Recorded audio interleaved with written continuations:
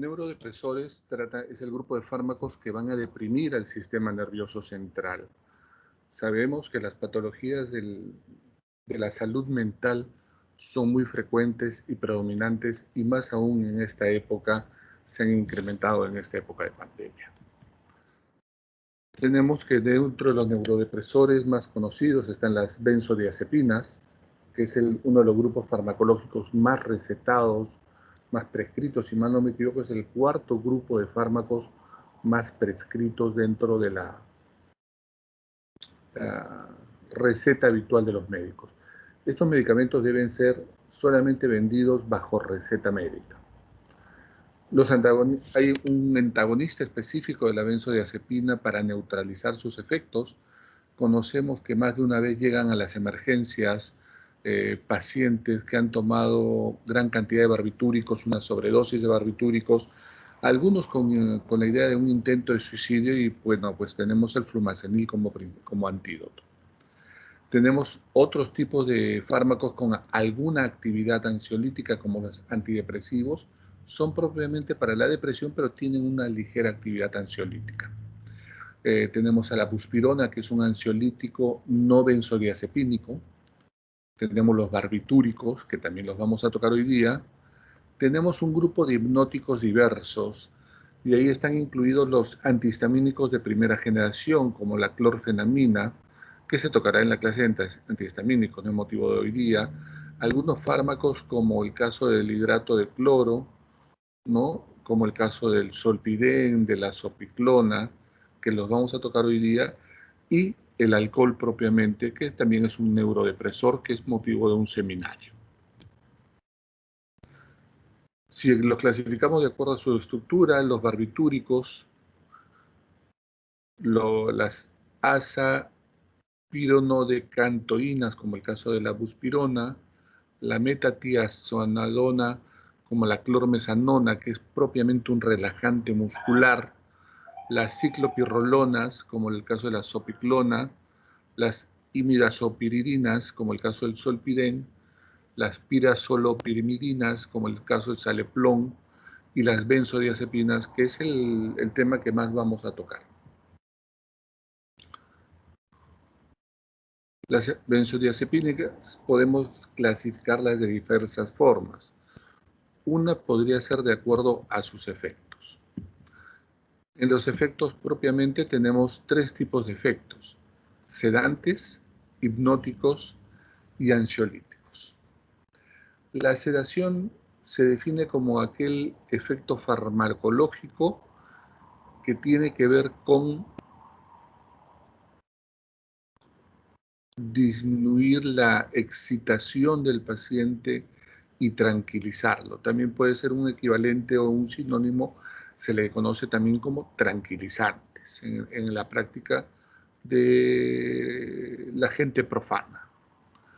También tiene un efecto hipnótico. El efecto hipnótico no es la hipnosis como la conocen los profanos, los no médicos, sino la hipnosis se refiere al efecto que induce al sueño, a la somnolencia.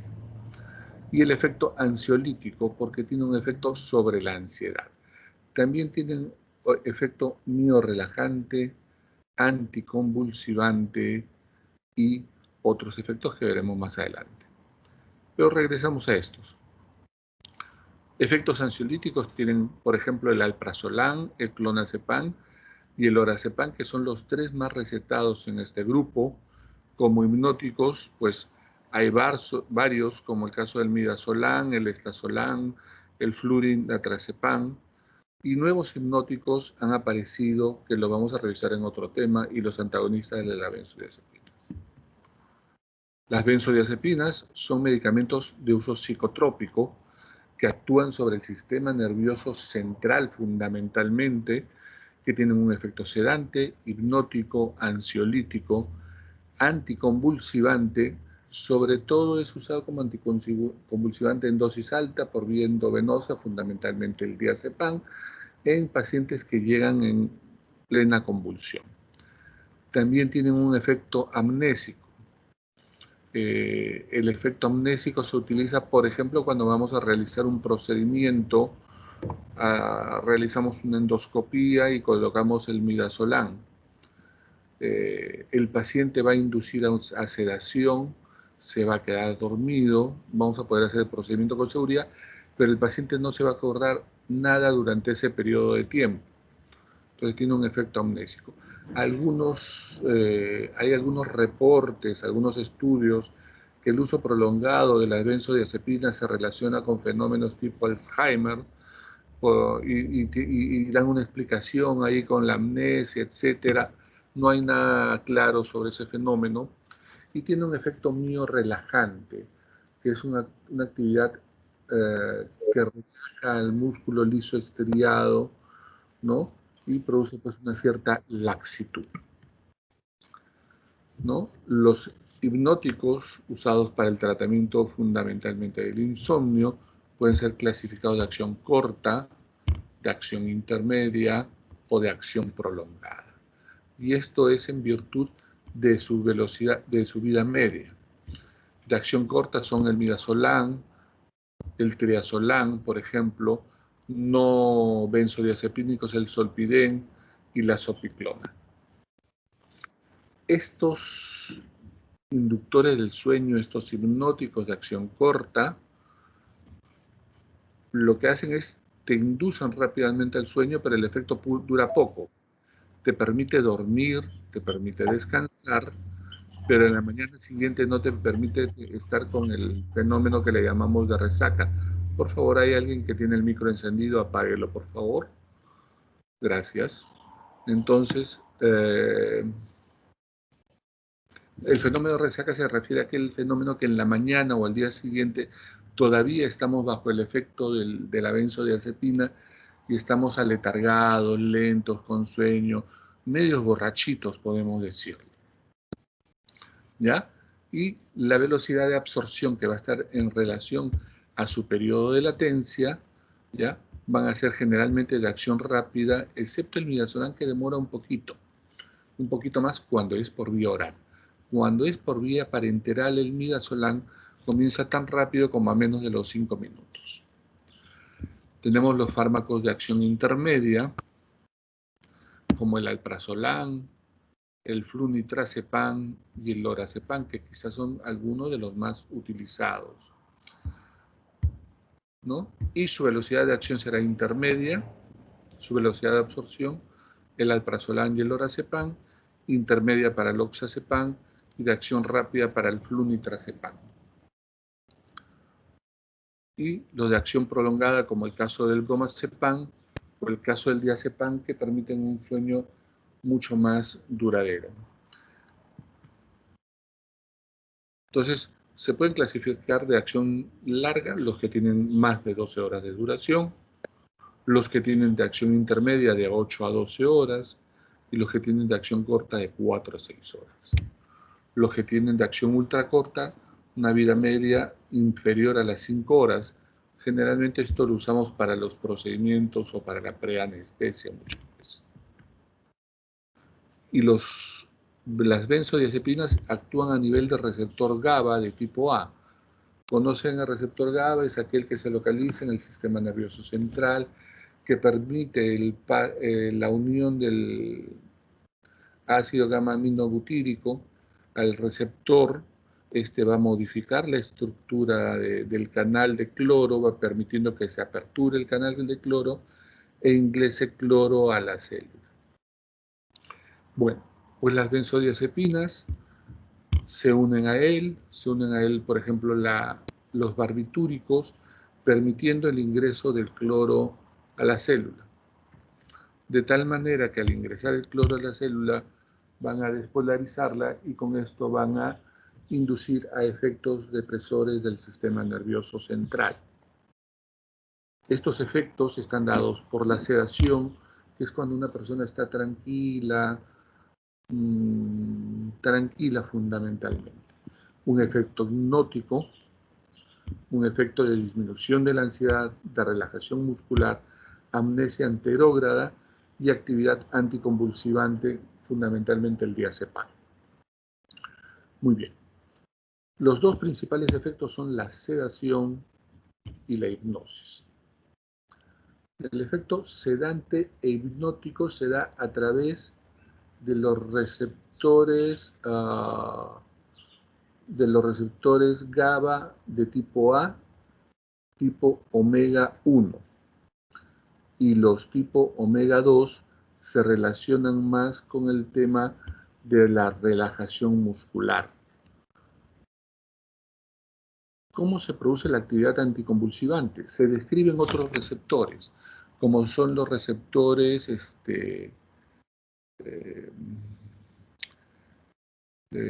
intracelulares de tipo mitocondrial y de tipo, se me escapó el nombre, son moleculares a nivel intracelular y que lo que hacen es alteran el flujo de calcio inhibiéndolo y de esta manera tienen el efecto anticonvulsivante, básicamente por disminución de la conducción del calcio en la célula. Esto es otra vez la clasificación de las benzodiazepinas y acá tenemos un poquito en virtud de su vida media, que ya lo hemos clasificado, en virtud de su potencia, los que son los más potentes son el midazolam, el alprazolam y el lorazepam, y los que son menos potentes, el diazepam, el clobazam y el oxazepam. Los que inician más rápida su acción, el diazepam de manera rápida, el flunitrazepam y el bromazepam, y que son usados fundamentalmente con efecto hipnótico, el midazolam, el flunitrazepam, son los que tienen un mayor efecto hipnótico, ansiolítico, el alprazolam, el lorazepam, el oxazepam, el clobazam, y como anticonvulsivante, el lorazepam.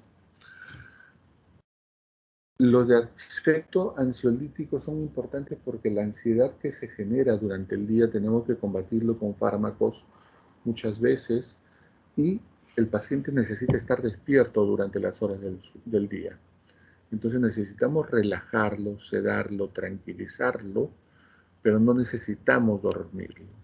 Yo recuerdo mucho que cuando lanzan, por ejemplo, el alprazolam hace muchos años, mencionaban dentro del marketing de la empresa que lo usaban los pilotos de naves aéreas.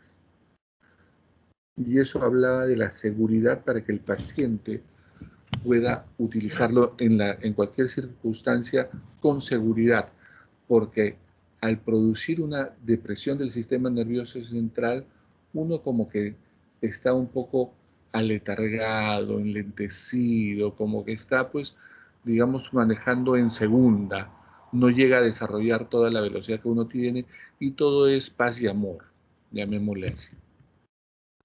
Las benzodiazepinas, entonces, pues a nivel central, tienen los efectos de sedación, hipnosis, ansiedad, disminución de la ansiedad, relajación muscular y una actividad anticonvulsivante. Pero tiene efectos periféricos cuando se da a alta dosis, vasodilatación de las arterias coronarias y puede producir bloqueo neuromuscular. El bloqueo neuromuscular producirá parálisis. La vasodilatación coronaria puede producir alteración del flujo de las arterias coronarias y por lo tanto problemas a nivel cardíaco. El uso adecuado de las benzodiazepinas es muy importante. Tenemos pacientes y se describe adicción a las benzodiazepinas, sobre todo a las de acción prolongada y sobre todo cuando se utilizan por encima de las 4 semanas. Cuanto más tiempo se los utiliza, el paciente va a necesitar va a necesitar el fármaco desarrollando un cuadro, llamémosle, de adicción. No existe una indicación para las benzodiazepinas de manera crónica, pero existen pues sí los pacientes con trastorno del sueño de manera crónica, pacientes que no pueden dormir y bueno, es necesario dormir para que el paciente pueda estar bien controlado. Cuando vienen mis pacientes con hipertensión mal controlada, por ejemplo, yo necesito sedarlos muchas veces para poder controlar adecuadamente la presión. Necesito que duerman para controlar adecuadamente la presión. Entonces hay que considerar si hay un componente ansioso en cada paciente, pero el uso debe ser menor a 4 semanas normalmente. Tenemos que los pacientes pueden desarrollar síntomas ansiosos y de depresión. Entonces, cuando el paciente tiene un síndrome ansioso depresivo, si damos solamente el ansiolítico, la benzodiazepina, el paciente normalmente puede, a veces incluso empeorar el cuadro depresivo. Se recomienda que se utilice conjuntamente con el antidepresivo. Y una vez que el antidepresivo ha comenzado a actuar 3-4 semanas, se debe suspender la benzodiazepina, ¿no? En ancianos, la Sociedad Americana de Geriatría recomienda evitarla, aunque les debo decir que en la práctica habitual, en la práctica rutinaria, es el fármaco que está casi en toda la receta de los adultos mayores, porque el adulto mayor va a pasar un tema de una alteración en el sueño. Muchos adultos duermen menos en la noche, duermen pocas horas en la noche, se acuestan más tarde, se levantan muy temprano y muchos adultos mayores comienzan a dormir más de día y en la noche se la pasan despiertos. Pero ¿qué pasa? El otro día justo vi un pacientito, no había podido dormir y se tomó su bromazepam, tomaba él, ¿ya? Y se tomó su bromazepam que le dio su sobrina como a las 3 o 4 de la mañana. Se levantó a ir al baño a eso de las 7, 8 de la mañana, en un estado de embriaguez, llamémosle por la benzodiazepina, y se cayó en el baño y sufrió golpes y contusiones importantes. Gracias a Dios no tuvo fractura, pero el paciente no se acuerda del evento. Entonces, es frecuente que muchos pacientes sufran caídas por el uso de benzodiazepinas. Por eso es de que la Sociedad Americana de Geriatría recomienda no usar estos inductores del sueño en adultos mayores y tratar de utilizar, sí, otras drogas. Es un fármaco que contiene múltiples interacciones porque se relaciona a la citocromo P450 de tipo 3A4 y con antidepresivos de tipo sedante, con neurolépticos, o sea, los medicamentos para la salud mental, tipo antipsicóticos, los anticonvulsivantes, los antihistamínicos, con opiáceos o con el alcohol, aumenta el efecto de la sedación. Por ejemplo, las famosas, el alcohol no se debe mezclar con benzodiazepinas. Esa es una premisa claramente establecida. Y las famosas peperas muchas veces utilizan esta combinación y muchas veces producen tal depresión del sistema nervioso central con compromiso respiratorio, llevan al paro respiratorio y el paciente se muere, el parroquiano se muere. Cuando se utiliza con cimetidina, que es es para tratamiento para la úlcera, digoxina, que es un antiarrítmico y en la insuficiencia cardíaca, beta bloqueador, que es un fármaco para la hipertensión arterial, los inhibidores de la recaptación de serotonina, selectivos de la recaptación de serotonina, estos fármacos son propiamente antidepresivos, con antibióticos como la eritromicina, la isoniazida, el ketoconazol, el omeprazol o anticonceptivos orales, aumenta la concentración y efectos adversos de estos fármacos. Cuando se utiliza con antiácidos, con barbitúricos, con carbamazepina, con levodopa, con cafeína o con tabaco, disminuye la concentración y los efectos terapéuticos, ¿no? Y cuando se utiliza con fármacos antihipertensivos, tiene un efecto hipotensor. Es así que si bien los sedantes tienen efectos beneficiosos como la sedación, el sueño, la pérdida, el sueño se utilizan en la anestesia prequirúrgica, pueden en casos extremos conducir al coma, a la depresión respiratoria que puede ser fatal, como se las mencioné hace algunos segundos, y a la depresión de la regulación cardiovascular con la hipotensión fundamentalmente. Y esto será dependiente de la dosis. A mayor dosis, mayor riesgo de reacciones adversas. Y segundo, cuando se mezclan con otros fármacos o con otros neurodepresores como el uso del alcohol, por ejemplo. Efectos secundarios de las benzodiazepinas, tiene un efecto residual durante el día. Algunos pacientes todavía tienen sueño durante el día y hay que regular la dosis o cambiarlo a uno de acción ultracorta o pasarlo a un hipnótico no benzodiazepínico, como el caso del Zolpidem o como el caso de la zopiclona. También disminuye el funcionamiento psicomotor, te enlentece, te vuelve más lento, no solamente en el pensamiento, sino en la reactividad. Por eso los pacientes idealmente cuando usan benzodiazepinas no deberían manejar, a pesar de la propaganda que les conté sobre el marketing cuando se lanzó el alprazolam. La tolerancia y la dependencia se va a presentar en muchos pacientes. Se menciona que las mujeres tienen mayor cantidad de receptores para las benzodiazepinas de los receptores de tipo GABA, y por eso es más frecuente la dependencia de benzodiazepinas en damas que en varones. Esto se da generalmente cuando el uso es continuo, más de 4 semanas. Puede producir amnesia retrógrada, y algunos pacientes cuando tienen uso crónico pues van a describir este efecto, y esto es más presente por ejemplo con el midazolam o con el bromazepam, lo he visto. Efectos secundarios psiquiátricos o reacciones: puede causar depresión en algunos pacientes. En algunos pacientes habrá reacciones paradójicas. En el hospital lo veo cuando hago servicio de guardia en la unidad de cuidados intensivos coronarios. Tenemos pacientes adultos mayores, le damos su pastillita para que esté relajado durante la guardia, duerma tranquilo en la unidad de cuidados intensivos, y el paciente a las 2 de la mañana se despierta agitado, se desorienta, desconoce y se pone a ver cosas que no existen. Que suele ser frecuente estas reacciones paradójicas en el adulto mayor.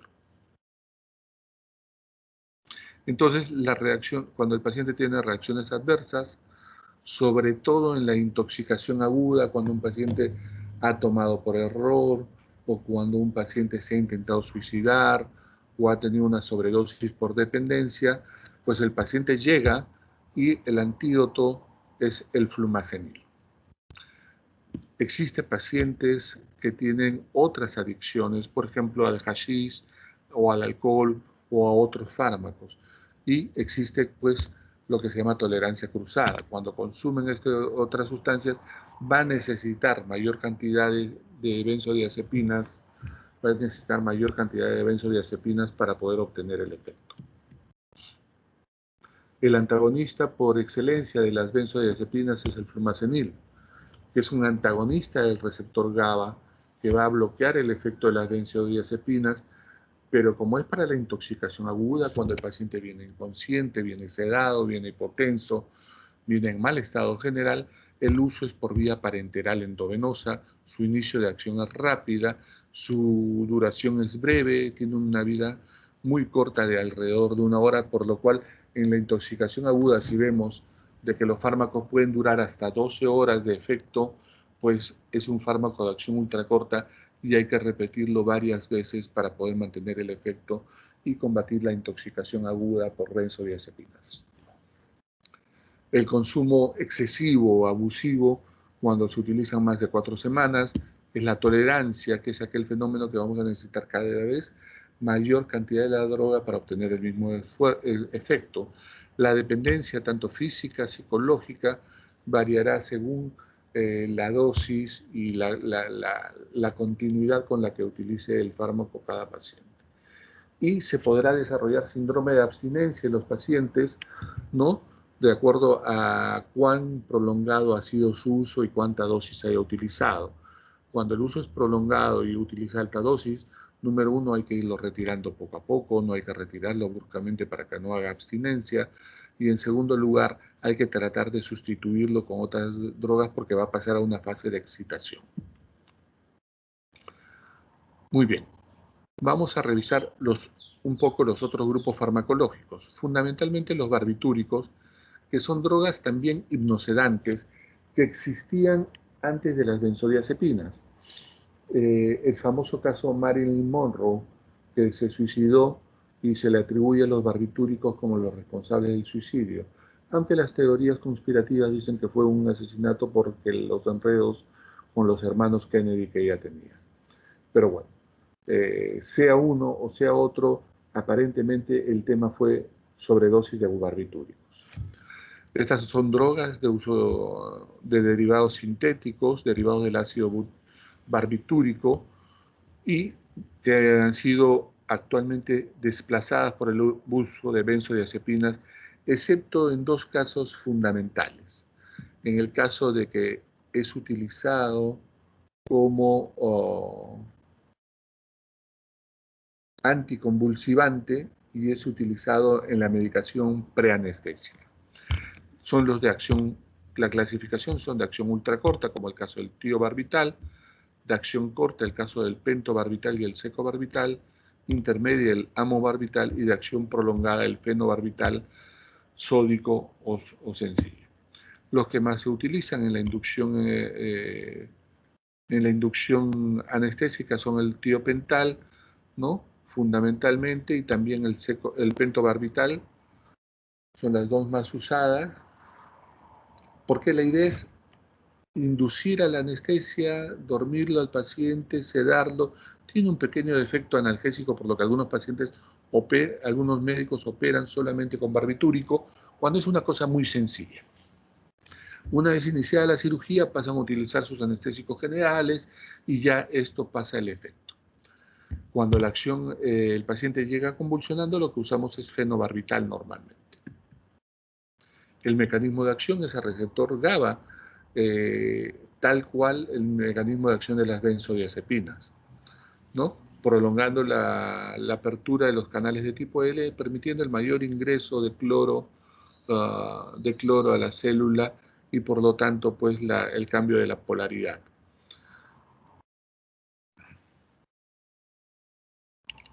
¿No? Este es básicamente el cuadro en el cual se une el receptor GABA a nivel del receptor GABA va a permitir el ingreso de cloro a la célula y pues de esa manera actuará. Es un fármaco que se puede administrar por vía oral, por vía intramuscular, por vía endovenosa. Tiene buena absorción, al igual que las benzodiazepinas, se absorben en más del 80% y no se altera esto con los alimentos. Su distribución es amplia, fundamentalmente su distribución a nivel cerebral, pero puede producir problemas a nivel hepático. Se ha descrito hepatitis por fenobarbital, por ejemplo, porque tiene un gran metabolismo a este nivel. Se fija escasamente a proteínas plasmáticas, lo que caracteriza su vida relativamente corta, su metabolismo hepático, su excreción renal, y tiene una semivida que va a aumentar con la edad. A mayor edad, el fármaco vivirá más, fundamentalmente porque las formas a través de las cuales se elimina la función del riñón, por ejemplo, va a ir disminuyendo con la edad. Los de acción ultracorta se transforman en el hígado del 100% y el fenobarbital es excretado sin metabolizar el 25% como características interesantes al margen. Les decía que los de acción ultracorta comienzan muy rápido su acción y normalmente dura menos de media hora su efecto, pero su vida media puede llegar a ser hasta 46 horas. Y así con cada uno de ellos. La duración de la acción, si se fijan bien, las de ultracorta media hora, los de acción corta alrededor de 3 horas, prolongada de 3 a 6 horas y de acción larga de 6 a 12 horas. Es por eso que el fenobarbital se utiliza fundamentalmente en muchos pacientes cuando tienen, por ejemplo, el famoso estatus convulsivo y se los lleva al coma barbitúrico, ¿no? Algunas características con respecto a su fármaco, a sus características de modificación del fármaco al ingreso al cuerpo, su periodo de acción, el tiopental es tan precoz como a los 25 minutos y hasta la hora para el pentobarbital, y para el fenobarbital el tiempo de inicio es como a los 10 a 20 minutos. Perdón, el pentobarbital comienza al minuto más o menos, y menos del minuto el tiopental. La duración de la acción prolongada es hasta 24 horas, del secobarbital hasta las 4 horas y media en promedio, y de alrededor menos de 1 hora para el tiopental. Todas suelen tener un metabolismo hepático importante. ¿Qué pasa cuando nos pasamos de la dosis? Vamos a causar, bueno, primero la depresión del sensorio de grado leve, que es lo que buscamos, pero si nos pasamos podemos llegar incluso al coma. Entonces eso hay que medirlo bien. A veces queremos llegar al famoso coma barbitúrico como una medida de terapia, pero normalmente no. Puede producir hipotermia, hiporreflexia, falta de respuesta a los estímulos dolorosos, que es una característica del coma. El estrabismo, o sea, la alteración de la direccionalidad de la visión, pupilas mióticas cuando está en un estado profundo de coma, nistagmo, ¿no? Y alteración de la respiración, depresión precoz del centro vulvar, edema, disminución de la frecuencia respiratoria, amplitud, ¿no? E incluso el paciente llega al paro respiratorio. Tiene también dependencia, anormalidades fetales, ataxia, hipoventilación, alteración de la respiración llegando a la apnea y enlentecimiento de los latidos cardíacos. No se debe dar a pacientes con porfiria, ¿no? Fundamentalmente a pacientes con daño hepático renal porque altera su vida media, en pacientes con depresión respiratoria importante o pacientes pues, que tengan abscesos o infecciones en el lugar de administración. Se desarrollará tolerancia rápidamente. Este es uno de los motivos por el cual se dejó este fármaco. Es mucho más adictivo que las benzodiazepinas. Se utilizan fundamentalmente o se usaban como sedantes hipnóticos, pues han sido reemplazados por las benzodiazepinas y drogas más modernas con menor potencialidad de dependencia. Se utiliza en la anestesia preoperatoria en la fase de la inducción como anticonvulsivantes o antiepilépticos. Vamos a revisar un poquito de la buspirona. Es un ansiolítico no benzodiazepínico. No está relacionado ni con las benzodiazepinas, ni con, con los barbitúricos, ni fármacos de esa familia. Es propiamente una azapirona. Va a ser utilizado para combatir la ansiedad, pero no produce sedación y no produce sueño. Propiamente es un ansiolítico puro, no te produce ese enlentecimiento de la reactividad, pero sí te tiene más relajado. La buspirona está fundamentalmente indicada en los trastornos de ansiedad generalizada, en los trastornos conductuales en los ancianos o en pacientes con daño cerebral. Es de un inicio lento, por lo cual muchas veces se prefiere utilizar asociado a una benzodiazepina al inicio. Es mejor cuando el paciente ya ha recibido tratamiento con benzodiazepinas y no produce dependencia ni interactúa con el alcohol. ¿Cómo actúa? Se une al receptor de 5-hidroxitriptamina, ¿no? Al receptor de serotonina y en menor manera a los receptores dopaminérgicos de tipo 2 a nivel del sistema nervioso central. No produce hipnosis ni sedación, pero sí produce relajación. No tiene potencial adictivo, probablemente porque no actúa por el receptor GABA. Se absorbe muy fácilmente, tiene una absorción superior al 100%, tiene paso hepático, tiene una vida media corta y no posee metabolitos activos, a diferencia de las benzodiazepinas, que muchas veces necesitan ser activadas por el hígado y a pesar de que algunos se absorben de manera activa las benzodiazepinas, dan metabolitos activos, por lo cual su vida media es prolongada. Pero regresemos a la buspirona.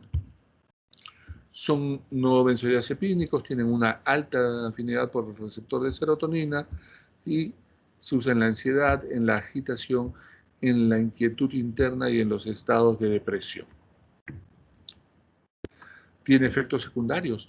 Pues hoy día hablaban sobre las vacunas y dentro de la encuesta que acaba de salir, que el 40% de peruanos no usarían vacunas, decía de que muchos no la usan porque no saben de sus reacciones adversas.